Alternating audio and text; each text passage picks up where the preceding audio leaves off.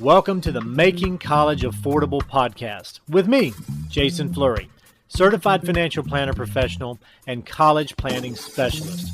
I'm about to show you the inside secrets colleges don't want you to know and help you become a more educated consumer when it comes to paying for college. I believe you should enjoy the journey of allowing your kids to pursue their dreams without having to sacrifice yours. And that's exactly what I'm going to show you how to do. So let's get started. Hey everybody, and welcome to episode number 24 of the Making College Affordable podcast.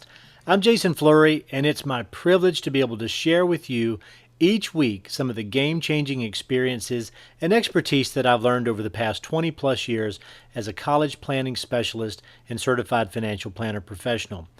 Today's episode is going to be purely from my experience, and it's just one of those things that you can't really learn by reading in a book. See, in episode 23, I shared with you everything that you need to know about acceptance letters, scholarships, and what to do in the months ahead. In this episode, I'm going to be discussing with you what to do if your college's decision wasn't as favorable as you had hoped. Besides being accepted, there are two other possible outcomes with your application. One is getting rejected, and the other is getting deferred. So let's start with the bad news first and get it out of the way. If you build your college list correctly, it's likely that you'll be rejected from a few of your colleges. Certain colleges are challenging for everyone to get into, and we usually refer to those colleges in the college list building process as reach colleges. Getting rejected from one of them says that you reached high enough when you were building your list, and that's okay. Don't let those rejections get you down. They may not have even had anything to do with you at all. Let me show you what I mean.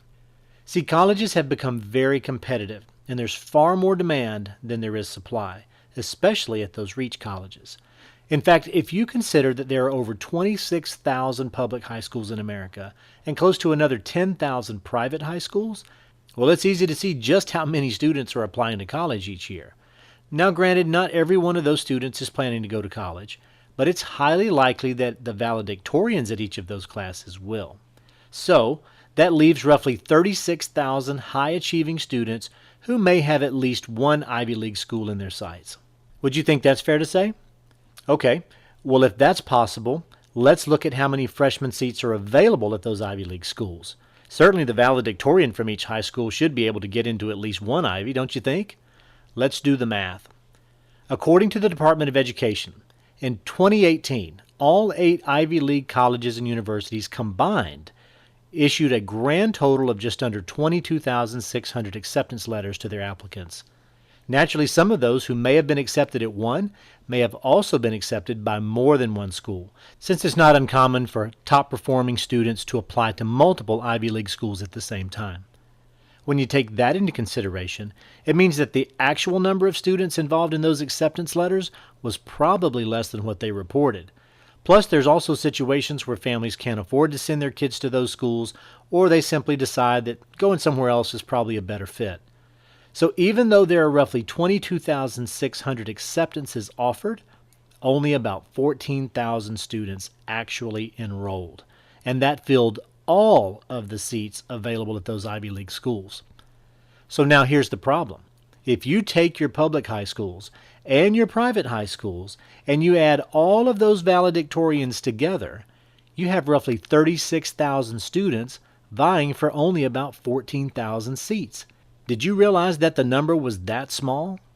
Plus, if we expand the search and include some of the other top-tier colleges like Stanford or Duke or Vanderbilt or the University of Chicago or others like them, well, we still don't have enough seats for all 36,000 of those valedictorians with each of those colleges combined. And if the valedictorians can't get in, well, what about everybody else? And that's not the end of it. If that doesn't make you feel bad enough, let me make things even worse by telling you the rest of the story. In the numbers that I've given you so far, I'm only counting the students that are in the U.S. Many of these top-tier colleges and universities attract students from all around the world, right? So even if your student is really accomplished and truly worthy of a spot at every college on his list, the likelihood is that there's simply not enough space to accommodate him. And sometimes it's nothing more than just a basic math problem. If you do get that rejection letter and you find yourself scratching your head saying, If my daughter couldn't get in based on all that she's accomplished, who does get in? Well, I totally understand your thinking, but now you at least understand a little bit more about how and why that's often the case. Now, maybe you don't have a valedictorian or a star athlete who'll get special consideration in the college admission process. That's where most of us live, right? Well, it's even easier to understand why, based on the trickle-down effect that comes from the top colleges, why so many more middle-of-the-road colleges also reject some very qualified students in favor of others. And like I said earlier, getting rejected a couple of times is perfectly normal, so don't let it bother you. Hopefully you'll have at least 6 to 8 applications out there, which should still leave plenty of good offers on the table for you over time. So now that I've covered getting accepted and getting rejected, let's talk about the other option. That's getting deferred. In my experience, I've found that students often get deferred for one of two primary reasons. The first one is because their qualifications are somewhere in the middle of what that college usually accepts, and the university just needs more time to see where they're going to draw the line for this year's class. Like I mentioned about the Ivy Leagues accepting more than they usually enroll, all colleges realize that there's going to be a discrepancy between the number of acceptance letters that they send out and the number of students who will actually enroll.